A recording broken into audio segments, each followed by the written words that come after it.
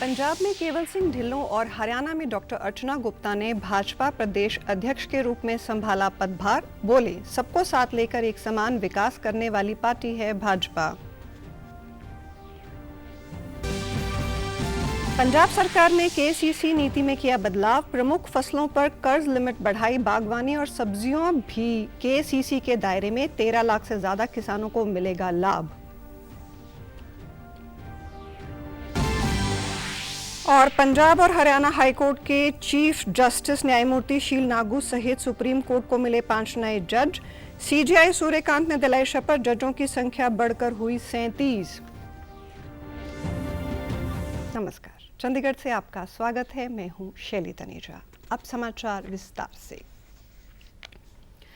पंजाब में भारतीय जनता पार्टी के नवनियुक्त प्रदेश अध्यक्ष केवल सिंह ढिल्लों ने आज अपना पदभार संभाल लिया है। चंडीगढ़ स्थित पार्टी के प्रदेश कार्यालय में आयोजित एक समारोह में पूजा अर्चना के साथ ही महाराजा रणजीत सिंह की तस्वीर का भी विमोचन किया गया। इस मौके पर हरियाणा के मुख्यमंत्री नायब सिंह सैनी, केंद्रीय राज्य मंत्री रवनीत सिंह बिट्टू, पूर्व अध्यक्ष सुनील जाखड़, राष्ट्रीय महासचिव तरुण चुग, उपाध्यक्ष सौदान सिंह समेत मौजूद भाजपा नेताओं ने ढिल्लों को बधाई एवं शुभकामनाएं दी। इस मौके पर नायब सिंह सैनी ने कहा कि बंगाल के बाद भाजपा का अगला निशाना पंजाब है। केवल सिंह ढिल्लों ने कहा, आज का दिन ऐतिहासिक है। महाराजा रणजीत सिंह की तस्वीर भाजपा कार्यालय में लगाई गई है। उन्होंने जो राज चलाया था उसमें सबको एक नजर से देखा जाता था और सबको समान माना जाता था। 2027 में पंजाब में भाजपा भी उसी सोच के अनुरूप राजनीति करना चाहती है। केंद्रीय राज्य मंत्री रवनीत सिंह बिट्टू और भाजपा नेता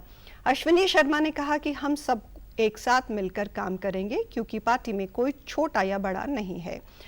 केवल ढिल्लों को प्रधान बनाए जाने से 2027 के विधानसभा चुनावों में पंजाब में भाजपा को बल मिलेगा और जीत दर्ज होगी। इको एक जिहड़ा स्लोगन आ, सबदा साथ इकट्ठे होके चलांगे। और मैं कहण लग्या, अज तुसीं सारे इत्थे मेरे सत्कारयोग बैठे हो, समा आ गया, ये राजधानी आपां फतेह कर ली। असीं कदे मौका नहीं देवांगे भी थोनू किसे अपने लिए शर्मिंदा होना पवे भी यार ये तो आप इकट्ठे नहीं गए ते सानू ये गल्लां करदे। असीं ओ थोनू कदे भी ये मौका नहीं देवांगे। असीं सिपाही बन के नरेंद्र मोदी जी दे, बीजेपी दे, जदों असीं सारा कुछ छड्ड के इत्थे आ गए, इसे करके आए हैं भी पंजाब च डबल इंजन की सरकार चले। यार असीं उत्थे बह के देख लिया, बिहार तरक्की कर रहा, यूपी कर गया, राजस्थान कर गया, हरियाणा थोड़े नाल रोज सीएम साहब कहंदे है कर गया। वहीं पंजाब के पूर्व भाजपा अध्यक्ष सुनील जाखड़ ने कहा कि भाजपा की पॉलिसी व्यक्ति विशेष पर निर्भर नहीं है। पंजाब में बिगड़ रहे हालातों को सुधारने और बचाने के लिए भाजपा निरंतर प्रयासरत है। ऐसे में यह जिम्मेदारी केवल ढिल्लों को सौंपकर इस मुहिम की शुरुआत कर दी गई है। राष्ट्रीय महासचिव तरुण चुग ने भी नए अध्यक्ष को बधाई दी। पूरा होने के बाद में नए प्रधान ने आज संभाला है। मैं समझता हूँ बीजेपी की जो पॉलिसी है वो किसी व्यक्ति विशेष के ऊपर निर्भर नहीं करती। हमारी बीजेपी का जो एक निशाना है, जिस तरह अर्जुन का निशाना चिड़ी की आंख था, बीजेपी का निशाना है कि पंजाब को किस तरह बचाया जाए। आज जो हालात पंजाब के बने हुए, कैसे उनको बचाया जा सके, पंजाब को उसकी वापस उसकी जो ग्लोरी थी उसको बहाल किया जा सके, उसके लिए बीजेपी अपना अनथक प्रयास करने के लिए आज बीजेपी की जिम्मेदारी और बढ़ गई है। वहीं पंचकूला में भाजपा कार्यालय पंचकमल में आयोजित कार्यक्रम में हरियाणा की नवनियुक्त प्रदेश अध्यक्ष डॉक्टर अर्चना गुप्ता ने पदभार ग्रहण किया। वंदे मातरम के नारों के बीच मुख्यमंत्री नायब सिंह सैनी ने पदभार ग्रहण करवाया। इस मौके पर हरियाणा भाजपा के प्रभारी डॉक्टर सतीश पूनिया, महामंत्री फणींद्र नाथ शर्मा, सांसद कार्तिकेय शर्मा और रेखा शर्मा सहित मंत्रियों व विधायकों ने उन्हें शुभकामनाएं दी। इस मौके पर मुख्यमंत्री नायब सिंह सैनी ने कहा कि डॉक्टर अर्चना गुप्ता की अगुवाई में संगठन को नई दिशा और गति मिलेगी। उन्होंने कहा कि लंबे समय बाद प्रदेश में पार्टी नेतृत्व की कमान महिला को मिली है, जो भाजपा की महिला सशक्तिकरण की सोच को दर्शाता है। ये सिर्फ पद ही नहीं, बड़ी जिम्मेदारी है। पार्टी में योग्य कार्यकर्ताओं को बड़ी जिम्मेदारी सौंपकर उन्हें आगे बढ़ाया जाता है।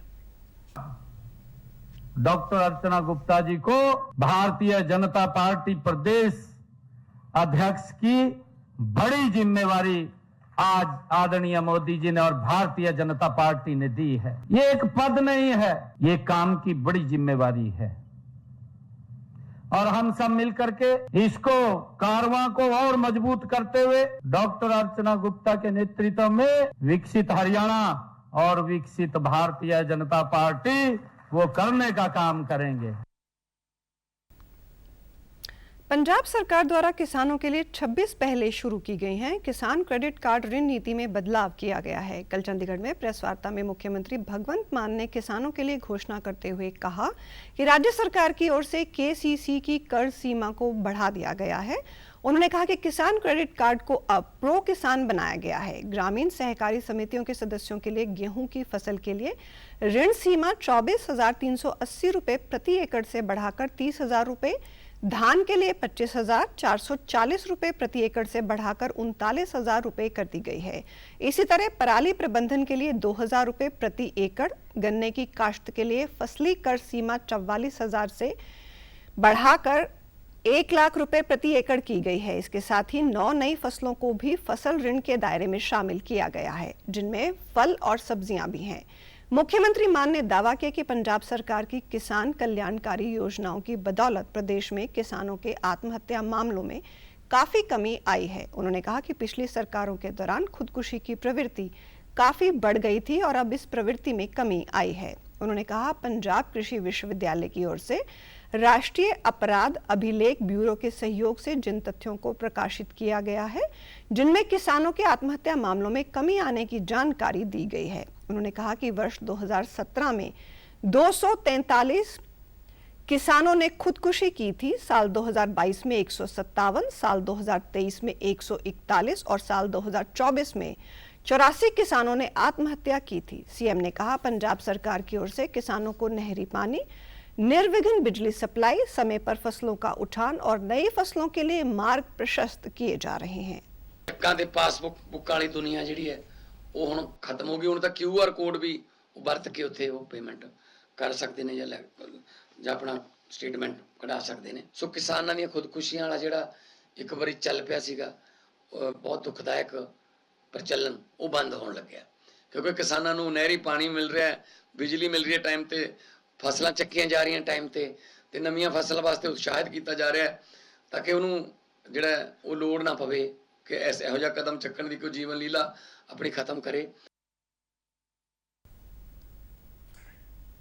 केंद्र सरकार ने सीबीएसई में बड़ा प्रशासनिक फेरबदल करते हुए वरिष्ठ आईएएस अधिकारी लोखंडे प्रशांत सीताराम को नया चेयरपर्सन नियुक्त किया है। वहीं भारतीय सूचना सेवा के वरिष्ठ अधिकारी वरुण भारद्वाज को सीबीएसई का नया सचिव बनाया गया है। वर्ष 2001 बैच के एजीएमयूटी कैडर के आईएएस अधिकारी प्रशांत सीताराम फिलहाल गृह मंत्रालय में अतिरिक्त सचिव के पद पर कार्यरत हैं।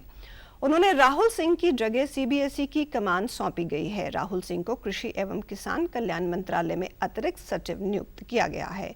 वहीं सीबीएसई सचिव हिमांशु गुप्ता को प्रशासनिक आधार पर समय पूर्व उनके मूल कैडर गृह मंत्रालय में वापस भेज दिया गया है। 2008 बैच के भारतीय सूचना सेवा अधिकारी वरुण भारद्वाज वर्तमान में शिक्षा मंत्रालय में निदेशक हैं। उन्हें हिमांशु गुप्ता के स्थान पर सीबीएसई का नया सचिव नियुक्त किया गया है। सीबीएसई के रीइवैल्यूएशन पोर्टल पर बड़ी संख्या में छात्र अपनी उत्तर पुस्तिकाओं के पुनर्मूल्यांकन के लिए आवेदन कर रहे हैं। इस बीच बोर्ड ने जानकारी दी है कि पोर्टल को साइबर मामलों का भी सामना करना पड़ा। बोर्ड के मुताबिक सीबीएसई पुनर्मूल्यांकन पोर्टल पर असामाजिक तत्वों द्वारा कई बार साइबर अटैक की भी कोशिश हुई। साइबर हमलों में महज 2 मिनट के भीतर पोर्टल पर करीब 15 लाख हिट्स दर्ज किए गए। इसके अलावा 1 लाख से अधिक बार अनाधिकृत तरीके से फाइल्स तक पहुंच बनाने की कोशिश की गई। सीबीएसई के मुताबिक आज दोपहर 3 बजे तक 16,000 से अधिक छात्रों ने उत्तर पुस्तिकाओं के सत्यापन और पुनर्मूल्यांकन के लिए सफलतापूर्वक आवेदन किया है। पोर्टल सुचारू रूप से काम कर रहा है। भारत के मुख्य न्यायाधीश न्यायमूर्ति सूर्यकांत ने कल सुप्रीम कोर्ट के 5 नए जजों को पद की शपथ दिलाई। इसके साथ ही अदालत में जजों की संख्या बढ़कर 37 हो गई। वरिष्ठ वकील विकंता सुब्रमण्य मोहाना की नियुक्ति सीधे बार से सुप्रीम कोर्ट में की गई है। ऐसे जज बनने वाली वो देश की दूसरी महिला हैं। शपथ लेने वाले न्यायाधीशों में पंजाब एवं हरियाणा हाई कोर्ट की चीफ जस्टिस न्यायमूर्ति शील नागू, वरिष्ठ अधिवक्ता वी मोहाना, न्यायमूर्ति चंद्रशेखर, न्यायमूर्ति संजीव सचदेवा और न्यायमूर्ति अरुण पल्ली शामिल हैं। केंद्रीय कानून और न्याय मंत्री अर्जुन राम मेघवाल ने सोशल मीडिया प्लेटफॉर्म एक्स पर एक पोस्ट साझा कर बताया कि राष्ट्रपति ने भारत के मुख्य न्यायाधीश के चर्चा के बाद सुप्रीम कोर्ट में नए न्यायाधीश नियुक्त किए हैं। माना जा रहा है कि न्यायिक क्षेत्र में लंबा और समृद्ध अनुभव रखने वाले इन जजों के आने से न्याय प्रक्रिया को और गति मिलेगी। 5 नए न्यायाधीशों की नियुक्ति से न सिर्फ अदालत की कार्यक्षमता और ताकत बढ़ी है, बल्कि देश के आम नागरिकों को त्वरित न्याय मिलने की उम्मीदें भी और मजबूत हुई हैं। चंडीगढ़ यूनिवर्सिटी में नए शैक्षणिक स्तर की शुरुआत स्कॉलर समिट के साथ की गई है। इस समिट में मेधावी विद्यार्थियों को सम्मानित किया गया। Recognising merit, excellence and achievement theme पर आयोजित इस समिट में पंजाब के राज्यपाल और यूटी प्रशासक गुलाब चंद कटारिया ने बतौर मुख्य अतिथि शिरकत की। इस मौके पर राज्यपाल ने चंडीगढ़ यूनिवर्सिटी की सराहना करते हुए कहा कि यहाँ 60 से ज्यादा देशों के छात्र शिक्षा ग्रहण कर रहे हैं, जो तक्षशिला और नालंदा यूनिवर्सिटी की तरह वैश्विक केंद्र बनता जा रहा है। उन्होंने कहा, इस तरह की स्कॉलरशिप से बच्चों और अभिभावकों को प्रोत्साहन मिलता है। इस बार 7000 से ज्यादा बच्चों को स्कॉलरशिप प्रदान की जा चुकी है, जिनमें 2800 से ज्यादा लड़कियां हैं।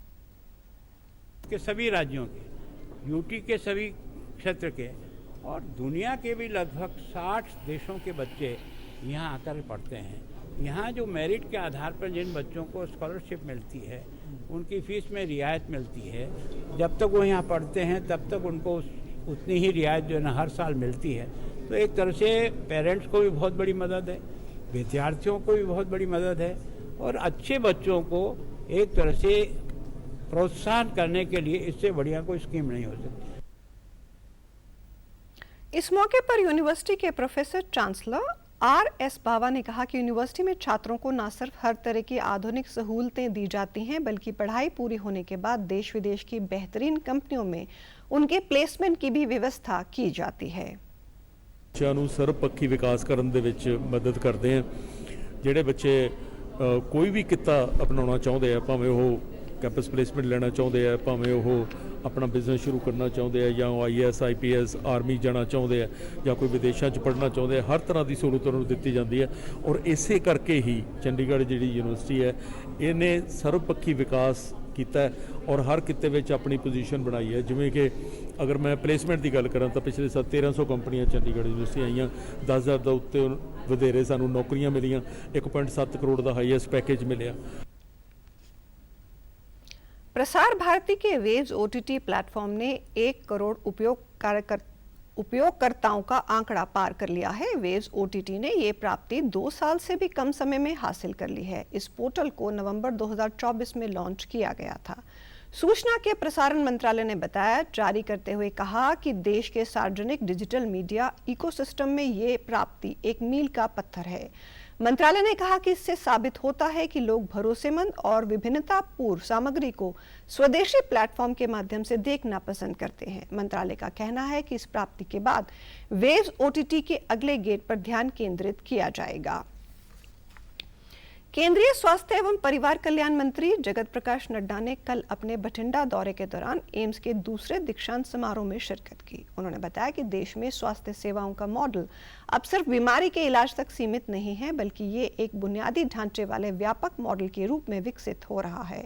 उन्होंने कहा कि पंचायतों, आशा कार्यकर्ताओं और आंगनबाड़ी वर्करों के माध्यम से 30 वर्ष से अधिक आयु के सभी व्यक्तियों को आयुष्मान आरोग्य मंदिर लाकर उनकी नियमित जांच कराने के लिए प्रोत्साहित किया जा रहा है। इसका उद्देश्य गंभीर बीमारी होने या हाइपरटेंशन जैसी समस्याओं को शुरुआती चरण में ही पकड़ना है। उन्होंने देश के स्वास्थ्य क्षेत्र में एम्स के योगदान की सराहना की और इस दौरान बाल विकास तथा शुरुआती बचपन स्वास्थ्य देखभाल सहायता केंद्र का भी उद्घाटन किया। आज हम ये कह सकते हैं कि लगभग 1,82,000 हमारे आयुष्मान आरोग्य मंदिर बने हैं और ये आयुष्मान आरोग्य मंदिर 140 करोड़ की जनता का फर्स्ट हेल्थ का कांटेक्ट पॉइंट है। और आप हमारे समाचार YouTube channel DD news Chandigarh, Facebook DD news Chandigarh, social media X व DD न्यूज़ CHD पर भी देख सकते हैं। इसी के साथ चंडीगढ़ से समाचारों का सिलसिला समाप्त होता है। नमस्कार।